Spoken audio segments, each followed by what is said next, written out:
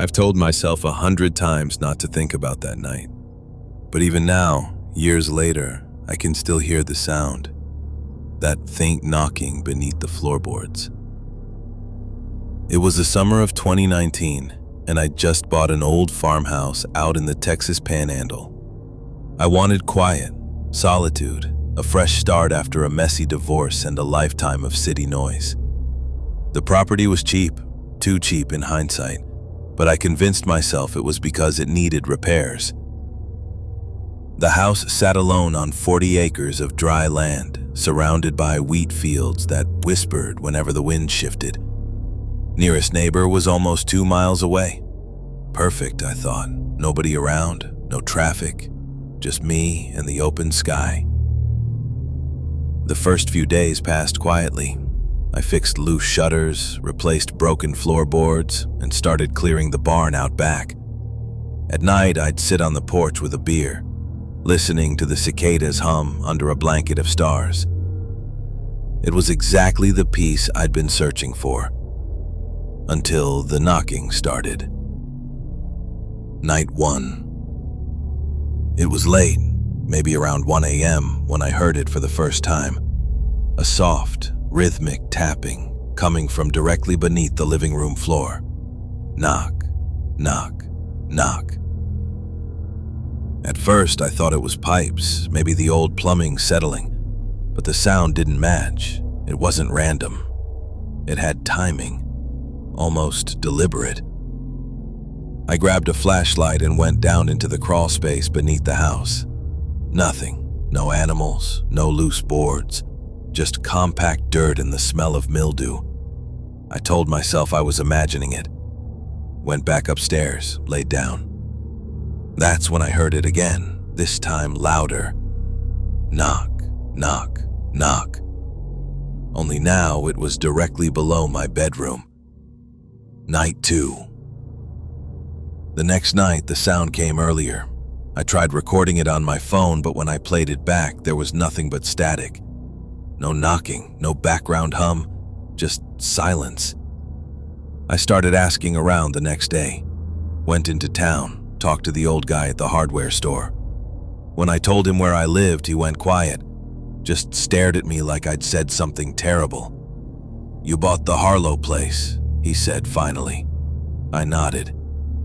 He leaned closer, lowered his voice. "Don't go digging under that house." I pressed him for details, but he wouldn't say more, just turned around and walked away. Night 3. I couldn't sleep. Every creak of the old farmhouse set my nerves on edge. I left the lights on, sat in the living room with a baseball bat across my lap, waiting for the sound. It came around 12:30. Knock, knock, knock. I crept to the floor, pressing my ear against the boards, and this time I heard something else, something faint, a voice, whispering. A shadow moving behind the upstairs window. My bedroom window. Day 4. I should have left. God, I should have packed up and driven away right then, but something about the farmhouse held me there. Some sick curiosity, like I needed to know. I called the county records office, asked about the property's history. The woman on the other end paused for a long time before answering. "Sir, are you living there right now?" "Yes," I said. She lowered her voice. "The Harlow family built that house in 1922, disappeared in 34, whole family, parents, 3 kids. They never found the bodies." My stomach dropped. "Some folks," she whispered, "think they're still under there." Night 4. I barely made it through the day. By nightfall, I was shaking. I locked every door, every window, sat with my back against the wall, shotgun on my lap. Midnight passed. 1 a.m. passed. Nothing. Then, at 1:33 a.m., the sound came back. Knock, knock, knock. This time, though, it wasn't beneath the floor. It was coming from inside the walls. I aimed the shotgun, backing slowly toward the front door, and that's when I saw the cracks forming along the baseboards. Thin black lines, spiderwebbing across the paint. And then came the whispers again, louder now, urgent, overlapping voices. I dropped the gun. The boards in the living room began to shift, warping upward, like something was pushing from below. The air grew freezing cold, my breath fogged in front of me, and then silence. For just one moment, everything stopped. Then the boards exploded upward, dirt and splinters flying. I don't remember getting out of the house. I just remember running, barefoot, bleeding, through the wheat fields until I collapsed on the gravel road.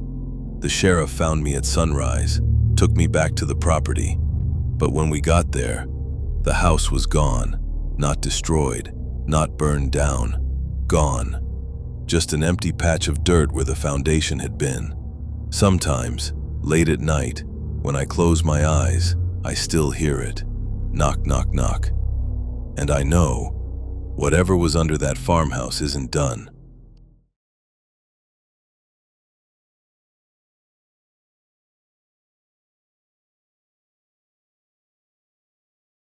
I never believed in curses. Not until Hollow Creek. In the summer of 2017, my best friend Mason called with an offer. "You want to help me flip an old farmhouse?" I was broke, stuck in a dead-end job in St. Louis, and the idea of a summer out in the countryside sounded perfect. We drove out to southern Missouri the next weekend to check out the place. It was an old property, 100 acres of fields, a sagging white farmhouse, and a weather-beaten barn that looked ready to collapse. The last owner had died 5 years ago, and the bank was practically giving it away. The nearest gas station was 20 miles out. No cell reception, just us, the woods, and a long gravel road leading nowhere. I should have said no. God, I wish I had. The first night. We set up sleeping bags in the living room since the bedrooms were dusty and full of cobwebs. Around midnight, Mason killed the lantern and we lay there in silence, listening to the crickets outside. And then, faintly, we heard it. A scream, high-pitched, ragged, carried on the wind from somewhere deep in the fields. Mason sat up immediately. "Coyotes," he said, though his voice cracked when he said it. But I grew up around coyotes. I know what they sound like. And that wasn't it. Day 2. The next morning, we started clearing debris from the barn. The heat was unbearable, and the air smelled faintly of rot. Inside, we found broken tools, moldy hay bales, and something stranger. A trap door in the far corner, half buried under loose boards. Mason pried it open. A ladder led down into pitch-black darkness. No light, no sound, just stale air rising from below. "Cellar?" I asked. "Root cellar, maybe," he said. But we didn't go down. Not yet. The second night. We were out on the porch drinking beers when it happened again. The scream. This time, closer. Mason grabbed the flashlight and shone it toward the fields, but the beam barely cut through the darkness. The sound came again, followed by rustling in the tall grass. "Maybe we should check it out," he whispered. I shook my head. "Hell no. We stay inside." And that's when we heard footsteps. Slow, crunching steps, circling the house. The third day. I drove into town for supplies and decided to ask the clerk at the general store about Hollow Creek Farm. Her face went pale the second I mentioned it. "You boys staying there?" she asked. I nodded. "You need to leave. Today." When I pressed her for details, she leaned in close, lowering her voice. "People go missing out there. Hunters, campers, whole families. Police find..." Before I could answer, something slammed into the side of the house, hard. The whole wall shook. Then came this scratching, fingernails dragging along the siding, circling the entire house, scraping closer and closer to the porch. The cellar. That night we decided to check the trapdoor in the barn. We needed answers. The air down there was cold and damp, and the walls were lined with shelves full of glass jars. Whatever was inside had long rotted away. We followed the narrow corridor deeper until it opened into a small underground room. And there, carved into the dirt walls, were symbols, hundreds of them. Circles, spirals, strange stick figures. In the center of the room lay an old wooden chair, splintered and rotting, with ropes still tied to the arms. Mason whispered, "What the hell happened here?" Before I could answer, we heard it. The laughter. This time it was coming from the corridor behind us. The last night. We ran, locked ourselves inside the farmhouse, killed every light, sat in silence, listening. Around 2 a.m., the sound started again, but not outside this time. From the cellar. Footsteps on the ladder, slow, deliberate, thump, thump, thump. We grabbed our bags and bolted, sprinting barefoot through the fields until we reached the truck. Mason floored it, gravel spraying behind us, neither of us daring to look back. 2 weeks later. Sheriff's deputies went out there after we called. They found the house empty, the barn empty, and the trapdoor sealed shut, completely boarded over. But there was something else. Behind the house, deep in the wheat field, they found 3 wooden crosses, freshly dug. 3 graves. I still don't know what was in that cellar, or who, or what, was out in those fields. All I know is we left Hollow Creek Farm behind. But sometimes, when the wind's just right, I still hear the laughter.